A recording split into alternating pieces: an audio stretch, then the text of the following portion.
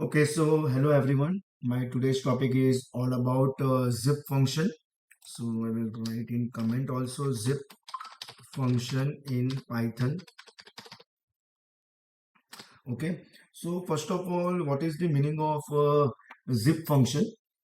The zip function returns first of all zip object. That is the first thing. Now what it means? So which is nothing but iterator of a tuples of a list where the first item of in each past iterator is paired together and the second item in each past iterator are paired together. It is like a pairing. Okay, you have a two list A and B. So one first element will pair with the first element of second list and likewise and so on.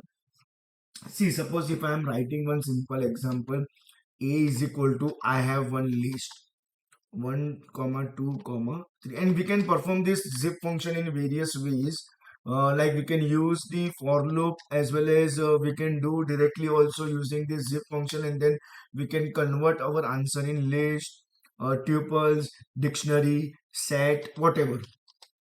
So we'll show you all the methods actually today. First I will be showing you all about how to do with for loop. So for, and we will require two variables. First one to store the first list value, and second is to store uh, second list value, and I will write zip function, that is inbuilt function, and I will write a comma b because I want to zip the list of a and list of b, and I want to store that in I and j, and then I will write print, and I will write I comma j. Okay, right now it is very simple program. What will happen, it will come like 1 space 4, then 2 space 5, then 3 space 6. See, 1 4 2 5 pairing. It is just a simply pairing. Suppose you have a string also like this. Okay, instead of number, if you have a string as a one list and second list as a number, still we will get the output same as it is only. Even if you have different length, for example something like this, because it is in first list we have total 6 elements and here 3, so here it will pair 1 with 4, 2 with 5, 3 with 6, and it will not print 5 6 7. No, you will not get the output. See, 1 with 4, 2 with 5, 3 with 6. Again, it goes in the other way also. Like here you have extra things, comma 7, comma 8 or something like this. Still you will get 1 with pairing with 4, 2 pairing with 5, 3 pairing with 6. See. And this is all about how we can write using for loop. But suppose instead of for loop you want to zip in one variable, and then you can directly you can do one thing, that you can print the value of that variable using list, set, tuple, dictionary. So we'll show you that method also. That is actually easy one actually.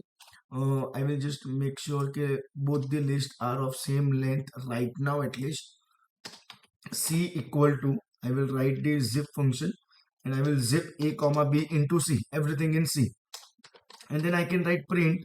And if I want answer in the form of list, for example, okay, so I will get the answer of C in the list form, but it will be zip of A and B. So let's check out the output for this.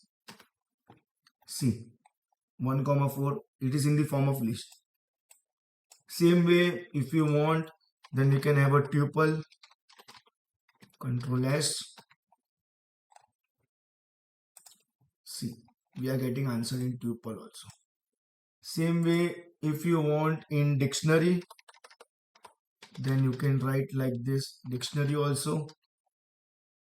See, same way if you want in as a set,